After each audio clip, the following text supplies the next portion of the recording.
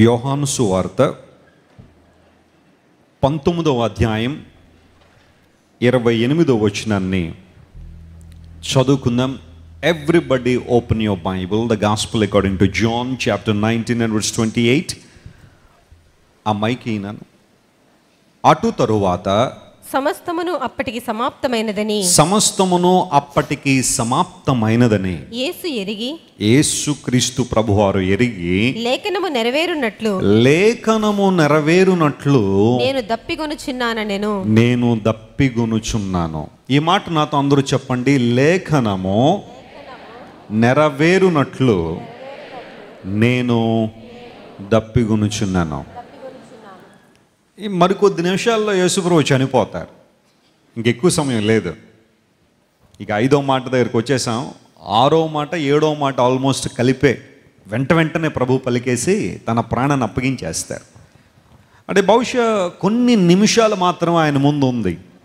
ఆ సమయంలో యేసుప్రభు నాకు దప్పికవుతుంది అని చెప్పడంలో ఆంతర్యం ఏంటి, అర్థం ఏంటి, ఎందుకు ఆయన ఆ మాట పలికారు? ఇంకా ఆ సమయంలో కూడా దప్పిక అవుతే ఎవరైనా వచ్చి దాహం ఇచ్చేస్తే ఇంకా కాసేపు బతికేద్దామన్నా యేసుప్రభు ఆలోచన, ఇంకా కాసేపు శిలువ మీద అలా బ్రతికుందామన్నా. ఆయన ఏ సమయంలో చనిపోబోతున్నారో ఆయనకి తెలుసు. యెరూషలేము దేవాలయంలో చివరి పస్కా గొర్రె పిల్ల 3 గంటలకు వధించబడితే కరెక్ట్గా మధ్యాహ్నం 3 గంటలకి ఆ సమయంలో యేసుప్రభు తన ప్రాణాన్ని విడిచిపెట్టబోతున్నారు. ఆ సందర్భంలో నాకు దప్పిక అవుతుందని యేసుప్రభు ఎందుకు పలికారు? ఎవరైనా ఆయనకి దాహానికి ఇస్తే అది త్రాగి ఇంకొంచెం సేపు ఉందామని కాదు, కానీ ఆయన మనసులో ఏదో ఒక ఆలోచన, ఏదో ఒక ఉద్దేశం ఉంది. అందును బట్టే శిలువ మీద యేసుప్రభు పలికిన మాటల్లో 5వ మాటగా నాకు దాహం అవుతుంది అని యేసుప్రభు పలికారు. లేఖనము నెరవేరునట్లు అనే మాట దైవజనుడైన యోహాను గారు రాశారు. అంటే లేఖనాల్లో ఎక్కడో ఉందట యేసుప్రభు ఈ మాట పలుకుతారని. లేఖనాల్లో ఎక్కడో రాయబడింది యేసుప్రభు ఈ మాటను ఉచ్చరిస్తారని శిలువ మీద. అది నెరవేరునట్లుగా యేసుప్రభు శిలువ మీద పలుకుతున్నారు దప్పికొన్నారని. ఎక్కడుంది లేఖనాల్లో ఆలోచన చేస్తే 2 చోట్ల యేసుక్రీస్తు ప్రభు వారు ఆయన దప్పికొనబోతున్నారనే అంశం లేఖనాల్లో మనం చూడొచ్చు. కీర్తనల గ్రంథం 22వ కీర్తన 15వ వచనాన్ని మనం చదివితే దానిలో ఒక మాట మనకు కనబడుతుంది. Psalm 22 and verse 15. నా బలము ఎండిపోయి చిల్ల పెంకువలే ఆయను, నా నాలుక నా దౌడను అంటుకొని ఉన్నది. నీవు నన్ను. చాలండి. ఇక్కడ ఈ మాటను మనం గమనిస్తే కీర్తనల గ్రంథం 22వ కీర్తన యేసుక్రీస్తు ప్రభువారి శిలువ మరణానికి సంబంధించిన కీర్తన. కరెక్ట్గా క్రీస్తు ప్రభువారు ఈ లోకంలో చనిపోతారనగా 1000 సంవత్సరాలకు పూర్వమే దావీదు భక్తుని ద్వారా ఈ ప్రవచనాలన్నీ కూడా వెలువడ్డాయి. యేసు ప్రభువారు ఎలా ఆయన శిలువ మీద చనిపోబోతున్నారు, ఆయన ఎలాంటి శ్రమ పొందబోతున్నారో స్పష్టంగా అక్కడ మనం చూస్తున్నాం. డాక్టర్ ప్రదీప్ సుందర్ గారు 4వ మాటను మనకు తెలియజేశారు. నా దేవా నన్నెందుకు. ఆ మాట 22వ కీర్తన 1వ వచనంలోనే మనం చూస్తాం. అనగా యేసుక్రీస్తు ప్రభువారు లేఖనము నెరవేరునట్లుగా ఆ మాటలు. ఇన్ఫ్యాక్ట్ యేసు ప్రభువారు పలికిన ప్రతి మాట మనం పరిశీలన చేస్తే లోతైన ఆధ్యాత్మిక అర్థాలు అక్కడ మనం చూస్తాం. ఆ తర్వాత మరొక చోట కూడా యేసు ప్రభువారు ఈ లేఖనము నెరవేరినట్లుగా పలికారు అన్నప్పుడు లేఖనం ఇంకొక చోట ఏం చెబుతుందని ఆలోచన చేసి ఈసారి 69వ కీర్తన దగ్గరికి రండి. Psalm 69, ఈసారి వర్డ్స్ 21 చదవండి ఒకసారి. 21వ వచనాన్ని చదువుతున్నారు. వారు చేదును నాకు ఆహారముగా పెట్టిరి. కీర్తనల గ్రంథం 69, 21 చదువుతున్నారు. వారు చేదును నాకు ఆహారముగా పెట్టిరి. నాకు దప్పి అయినప్పుడు చిరకను త్రాగనిచ్చారు. నాకేమిచ్చారు? చిరకను త్రాగనిచ్చారు అని. పోషణీయులు అనే రాగం మీద ఈ కీర్తన పాడతారు. 69వ కీర్తన. దీన్ని ఏమంటారంటే మెస్సయనిక్ సామ్ అంటారు. మెస్సయనిక్ సామ్ అంటే ఇందులో కూడా చాలా ప్రవచనాలు యేసు ప్రభువులో నెరవేరబోతున్నాయి. దావీదు గారు రాసిన కీర్తనలో 22 మరియు 69 యేసుక్రీస్తు ప్రభు యొక్క శిలువ మరణాన్ని గురించిన అనేక విషయాలు ముందుగానే ప్రవచించబడ్డాయి. నాకు దప్పి అయినప్పుడు చిరకను త్రాగనిచ్చిరి, ఒక చేదును త్రాగనిచ్చారని అక్కడ రాయబడిన మాట యేసు ప్రభు వారు శిలువ మీద పలుకుతున్నారు. లేఖనము నెరవేర్చబడాలనే తపన ప్రభువులో ఎంత బలంగా ఉందో మీరు ఆలోచించండి. ఆయన ఈ లోకంలోనికి కన్యాగర్భాన వస్తారు అనేది లేఖనంలో ఉంది, ప్రవచనం ఉంది. ఆయన ఈ లోకంలో ఉన్నప్పుడు జ్ఞానులు ఆయన విజిట్ చేస్తారనేది లేఖనాల్లో మనం చూస్తాం. ఆయన అద్భుతమైన బోధలు చేస్తారనే విషయం లేఖనాల్లో ఇంతకు ముందే ప్రవచించబడింది. ఆయన శిలువ మరణం స్పష్టంగా ప్రవచించబడింది, యేసు ప్రభువు వారు శిలువ మీద చనిపోతారని. అంత మాత్రం కాకుండా ఆయన మరణాన్ని జయించి తిరిగి లేస్తారనే అనేక ప్రవచనాలు బైబిల్లో మనం చూస్తున్నాం. అనగా యేసుక్రీస్తు ప్రభు యొక్క తపన ఏంటంటే లేఖనము నెరవేర్చబడాలి, దేవుని మాట నెరవేర్చబడాలనే ఉద్దేశంలో దప్పిగొనుచున్నాను అని యేసు ప్రభు పలికారు. లేఖనముల పట్ల దేవునికున్న ఆశ, కోరిక మనం గమనించాలా. నాకు దప్పి అయినప్పుడు వారు నాకు చిరకను త్రాగనిచ్చిరే. యేసు ప్రభు వారు నిజంగా దప్పికొని ఉన్నారు అనడంలో అతిశయోక్తి ఏమీ లేదు. ఎందుకోసం అంటే శారీరకంగా మనం చూసిన యేసు ప్రభు అతి తీవ్రమైన దప్పికులు ఆయన ఉన్నారు. అంతకుముందు రాత్రి గెత్సెమనే తోటలో యేసు ప్రభువును పట్టుకున్న దగ్గర నుండి, తిరుపుల కోసం తిప్పిన దగ్గర నుండి, ఆ గబ్బత అనే స్థలంలో న్యాయపీఠం ఎదుట యేసు ప్రభు వారికి శిలువ మరణం విధించబడుతుందని ప్రకటించబడిన స్థలం దగ్గర నుంచి ఆయన భుజం మీద శిలువను మోపి యెరూషలేము వీధులను తిప్పి తీసుకొచ్చి కల్వరి కొండ మీద యేసు ప్రభువును మేకులతో కొట్టి శిలువలో వేలాడగొట్టిన తర్వాత అప్పటికే యేసు ప్రభు 6 గంటల శిలువలో వేలాడుతున్నారు. నేను చెప్పాను మొదటి మాట చెబుతున్నప్పుడు, చేతులు రెండు కూడా లాగిపెట్టి మేకులు కొడతారేమో, ఊపిరి తీసుకోవడం కూడా చాలా కష్టం అవుద్దన్నమాట. మీరు ఎప్పుడైనా సరే ఇంటికి వెళ్ళిన తర్వాత ఒక గంట సమయం అలా చేతులు రెండు కనుక పైకి పెట్టి కనుక ఉంచితే ఊపిరి తీసుకోవడం చాలా కష్టం అవుతుంది. ఎందుకంటే లంగ్స్ చాలా ఇబ్బంది పడుతుంటాయి ఊపిరి తీసుకోవడానికి. యేసు ప్రభువు ఆ బాధనంతా భరిస్తున్నారంటే నాకు దాహం అవుతుందని చెప్పడంలో అతిశయోక్తి ఏం లేదు. ఎందుకోసం అంటే ఆయన అతి తీవ్రమైన శారీరక శ్రమకు గురయ్యారు. స్కోర్జింగ్ గురించి మనం వింటే అక్కడ ఆ కొరడాలు కొట్టే ఆ ప్రక్రియ ఎంత భయంకరంగా ఉంటుందంటే ఏ ఒక్కరూ తట్టుకోలేని పరిస్థితి. 39 కొరడా దెబ్బలు యేసు ప్రభువును కొట్టారు. ఒక్కొక్క దెబ్బ చరిత్రకారులు చెబుతూ ఉంటారు, కొరడాలతో కొట్టబడిన వారు చాలామంది పిచ్చోళ్ళు అయిపోయారట. ఎందుకంటే తట్టుకోలేక ఆ కేకలు వేసి వేసి మతిస్థిమితం లేని పరిస్థితుల్లోనికి చాలామంది వెళ్ళిపోతుంటారట. కొంతమంది ఆ కొరడాలతో కొట్టబడుతున్నప్పుడే ప్రాణాలు వదిలేస్తుంటారండి. ఇంక తట్టుకోలేక, ఇంక అరవలేక, కేకలు వేయలేక, దెబ్బను తట్టుకోలేక చాలామంది అక్కడే ఆ కొరడాలతో కొట్టే ఆ భయంకరమైన ప్రాంతంలోనే ప్రాణాలు వదిలేస్తూ ఉంటారు. యేసు ప్రభు సహించారు ఆ దెబ్బలన్నీ కూడా. ముళ్ళ కిరీటం యేసు ప్రభు తల మీద పెట్టబడినప్పుడు ఆ ముళ్ళు ఆయన బాధిస్తూ ఉన్నప్పుడు ఆయన శరీరంలో రక్తం అంతా కారిపోతూనే ఉంది. ఆ సందర్భంలో నాకు దప్పిక అవుతుందని యేసు ప్రభు శిలువ మీద చెప్పడం అతిశయోక్తి ఏం కాదు. కాకపోతే నేను చెప్పినట్టుగా ఆయన ఆ సందర్భంలో నాకు దప్పిక అవుతుందని చెప్పడంలో యేసు ప్రభుకి ఉద్దేశం శారీరకమైన దప్పిక గురించి కాదు. ఎవరో వచ్చేసి ఆయనకి నీళ్ళు తాగిచ్చేస్తారనో, ఎవరో వచ్చేసి ఒకవేళ వెనిగర్ ఏమన్నా ఇస్తారనే ఆశతో యేసు ప్రభు మాట చెప్పలేదు. కానీ something precious is there in his mind. నాకు దాహం అవుతుందని ప్రభువు చెప్పాడంటే ఆ దాహం దేనికి సంబంధించింది? ఎవరి కోసం ఆ దాహం, ఎవరి కోసం ఆశ, ఎవరి కోసం దేవుడు ఆ అభిలాషను కలిగి ఉన్నాడు. యూజువల్గా దాహము అనగా it's a desire that should be satisfied, that should be fulfilled. ఈ దేవుడు ఎలాంటి వాడంటే పూర్వదినాల్లో లేఖనాలను పరిశీలన చేస్తే ఎంతోమంది దాహాన్ని తీర్చాడు.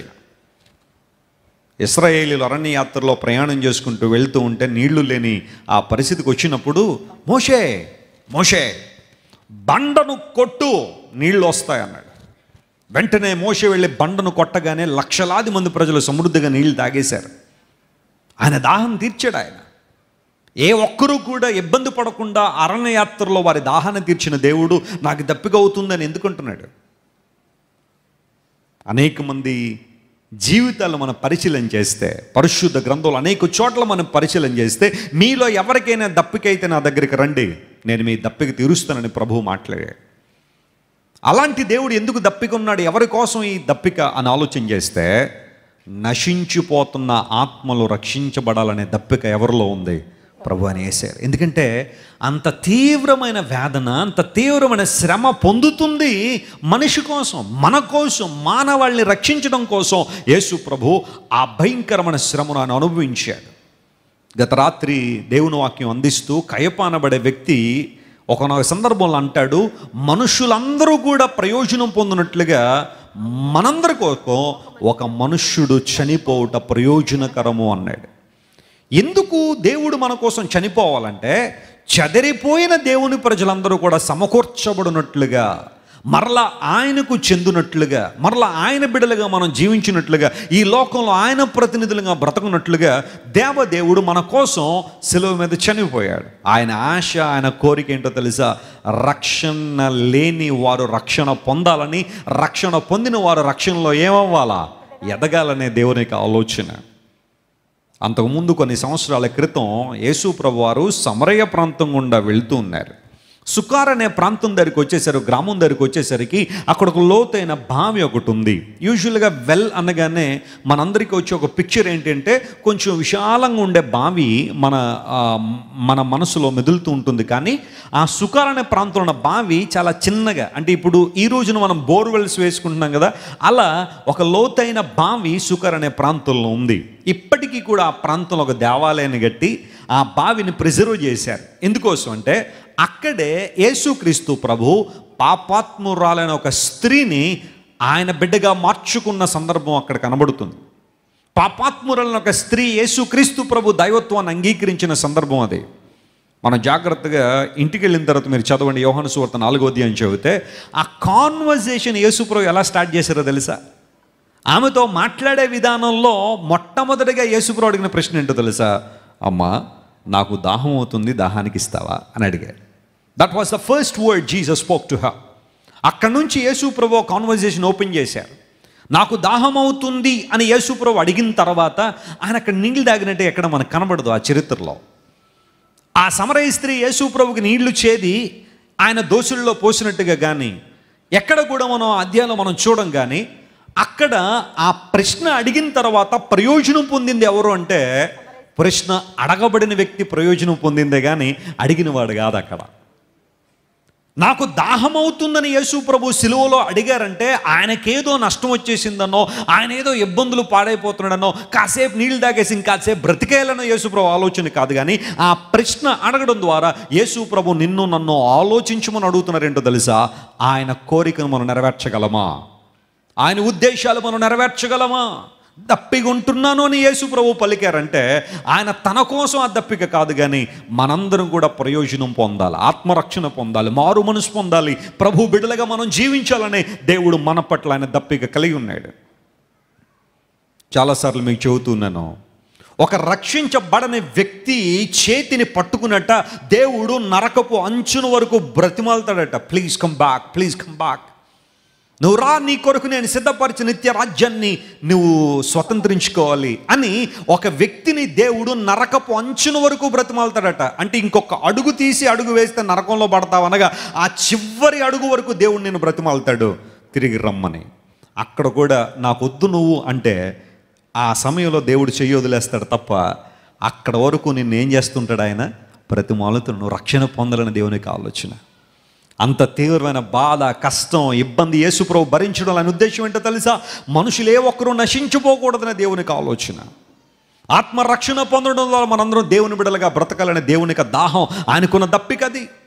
మనకున్న దప్పికలు వేరు, మనకున్న ఆశలు వేరు, మనకున్న కోరికలు వేరు, మనకున్న ఉద్దేశాలు వేరు. ప్రభువుని అంగీకరించిన తర్వాత కూడా ఆయన దగ్గరికి వచ్చేది కూడా దురుద్దేశాలతోనే చాలామంది వస్తూ ఉంటారు. లోకానుసారమైన కోరికలు నెరవేర్చుకోవాలని, తమకున్న భోగేచ్ఛలు నెరవేర్చబడాలని, శరీరంలో పుడుతున్న కోరికలు నెరవేర్చుకోవాలనే ప్రభు దగ్గరికి వచ్చేవాళ్ళు కూడా చాలామంది ఉంటారు. కానీ దేవుని దప్పికేంటో తెలుసా? నీవు రక్షణ పొందాలి, నీవు స్థిరపరచబడాలి. లోక సంబంధమైన ఆలోచనలో ఎంతవరకు జీవించిన నీవు ప్రభు వైపు తిరగాలనే దేవుని యొక్క దప్పిక, ఆయన ఆలోచన. అందరూ బట్టి అనేక సందర్భాల్లో యేసు ప్రభు మాట్లాడుతూ దప్పిగనున్న వారులారా రండి, నేను మీకు ఏ జలాన్ని ఇస్తానని, ఆయన జీవజలాన్ని ఇస్తానని వాగ్దానం చేశాడు. ఆయన దగ్గర జీవజలం ఉంది. ఈ జలము తరిగిపోయేది కాదు, ఈ జలము అయిపోయేది కాదు. నీకు సమృద్ధినిచ్చేది, నీకు సాటిస్ఫాక్షన్ ఇచ్చేది, ఆధ్యాత్మిక సంబంధంగా నేను దీవెన పొందడానికి ఉపయోగపడే ఈ జీవజలాన్ని ఎప్పుడైనా సేవించావా? ప్రభు ఇచ్చే ఆ జీవజలాన్ని త్రాగేవా?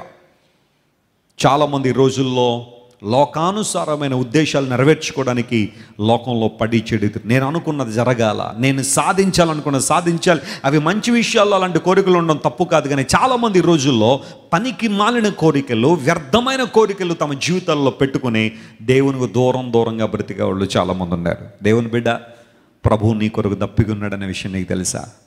నశించిపోకుండా సమరయ స్త్రీని నరక పంచు నుండి కాపాడిన దేవుడు, నేను చేసినవన్నీ నాతో చెప్పిన క్రీస్తు ఈయన కాడా అని ఆమె కొండను వదిలిపెట్టి ఎక్కడ పరిగెత్తింది? గ్రామంలోనూ పరిగెత్తి. ఒకప్పుడు తన కోరికలు తీర్చుకోవడానికి గ్రామములో నుండి ఆ బావి దగ్గరికి వచ్చే ఆమె ఇప్పుడు ఆ కొండను వదిలిపెట్టి దేవుని కొరకు పరిగెట్టడం ప్రారంభించింది. ప్రభు దగ్గరికి రాకమునుపు ఆమె ఉద్దేశాలు వేరు, ప్రభు దగ్గరికి రాకమునుపు ఆమె పరుగు వేరు, ప్రభు దగ్గరికి రాకమునుపు ఆమె ఆలోచనలు వేరు. కానీ యేసుక్రీస్తు ప్రభు ఇచ్చిన జీవజలం త్రాగిన తర్వాత, యేసుక్రీస్తు ప్రభు ఇచ్చిన ఆ జీవజలాన్ని రుచి చూచిన తర్వాత ఇప్పుడు పరిగెడుతుంది దేనికోసం తెలుసా? అనేక మంది రక్షణ పొందాలా, అనేక మంది దేవుని ప్రేమను తెలుసుకోవాలి, అనేక మంది యేసుక్రీస్తు ప్రభు రాజ్య ప్రభావాన్ని గుర్తించాలని గ్రామాన్ని ప్రభు దగ్గరికి నడిపించిన సమరయ స్త్రీ, ఆమె దప్పిక నిజంగా తీర్చబడింది ఆ రోజున.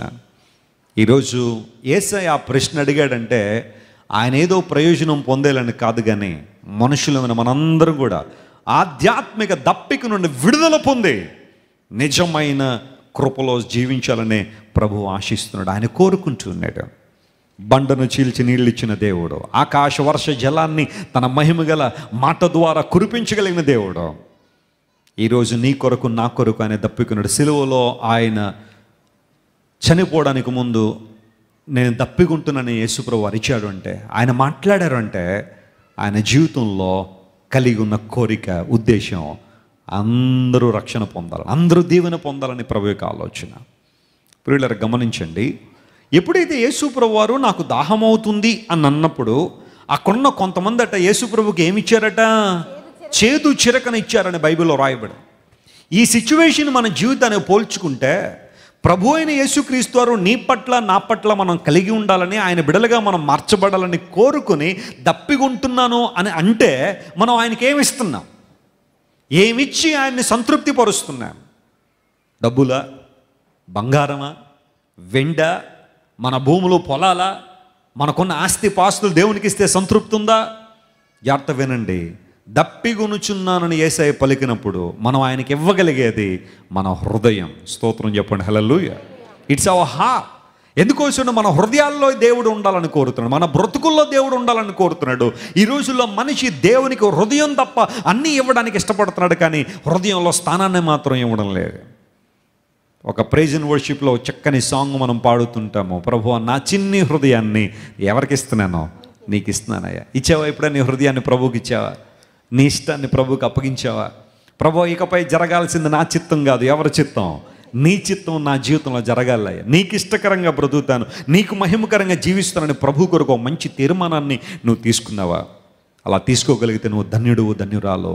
దప్పిగొనుచున్నానని యేసయ్య పలికారు అంటే ఆయనకున్న దప్పిక ఆత్మల రక్షణార్థమై మనందరం కూడా రక్షణ పొంది, మనందరూ కూడా ఆధ్యాత్మిక వెలుగులో అభివృద్ధి పొంది నిత్య జీవార్థమైన వెలుగులో నడవాలనే యేసయ్య మన కోసం దప్పికున్నారు. ఆయన దప్పికని తీరుద్దామా? కళ్ళు మూసుకోండి, ప్రార్థన చేసుకుందాం. అందరూ కళ్ళు మూసుకునండి, ప్రార్థన. 5వ మాటగా యేసయ్య పలికారు. ఇంకా శిలువ మరణంలో కాసేపట్లో చనిపోతున్నాను అని తెలిసిన ప్రభు దప్పిగొన్నాను అంటే ఆయన ఏదో ఆ క్షణంలో ఏదో త్రాగి ఆయన ఏదో మానసికమైన ఆనందాన్నో లేదా ఉపశమనాన్నో పొందాలని కాదు, కానీ ఆయన దప్పిక శారీరక సంబంధమైంది కాదు, ఆధ్యాత్మికమైన దప్పిక. నిన్ను నన్ను కలిగి ఉండాలని, మనందరినీ రక్షించాలని యేసయ్య దప్పిగొన్నాడు.